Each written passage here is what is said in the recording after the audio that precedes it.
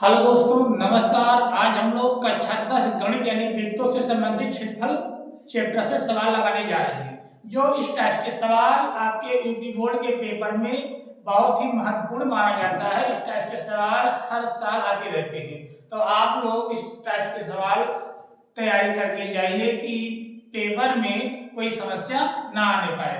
हम लोग सवाल को लेकर के आगे बढ़ते हैं। देखते हैं क्या लिखा है। इसमें लिखा है कि त्रिज्या 21 सेंटीमीटर वाले वृत्त का एक चाप केंद्र 60 अंश का कोण आंतरिक करता है, तो चाप की लंबाई बताइए। क्या बताना है? चाप की लंबाई। 2 नंबर पूछ रहा है कि चाप द्वारा बनाए गए त्रिज्याखंड का क्षेत्रफल बताओ। तो आपको इसमें दिया है त्रिज्या यानी r बराबर 21 सेंटीमीटर दिया है और वृत्त का एक चाप केंद्र यानी 60 अंश का कोण आंतरिक करता है, तो थीटा बराबर कितना दिया है? 60 अंश दिया। तो क्या लगाएंगे? चाप की लंबाई। तो चाप की लंबाई बराबर क्या होता है? थीटा बटा 360 गुणे परिधि। ये हमारा सूत्र होता है। और परिधि बराबर 2 पाई r होता है।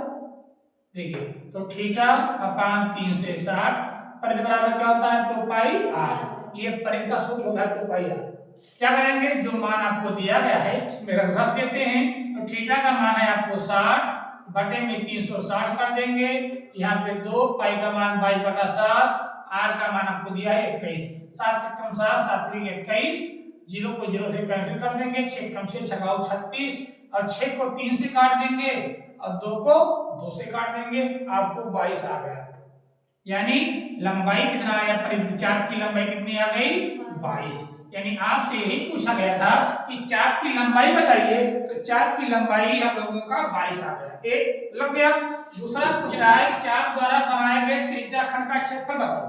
तो चाप द्वारा बनाए गए त्रिज्याखंड का क्षेत्रफल लगाते हैं। देखिए, चाप द्वारा बनाए गए त्रिज्या खंड का क्षेत्रफल बराबर क्या होता है? थीटा अपान 360 गुणे पाई r स्क्वायर।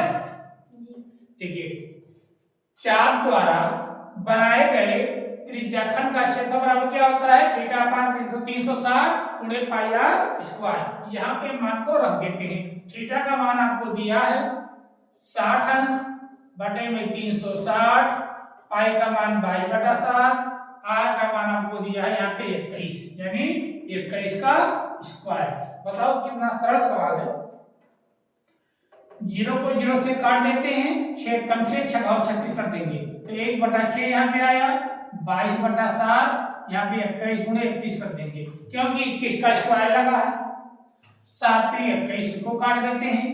3 कम 3 3 दूनी 6, इसको काट दिए। 2 बचा, 2 को 11 से काट देंगे।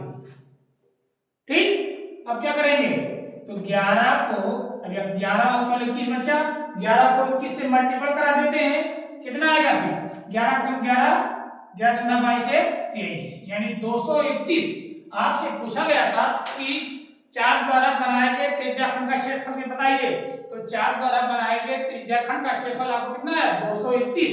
आपका यही आंसर हो चुका है। ये सवाल कंप्लीट एकदम लग चुका है।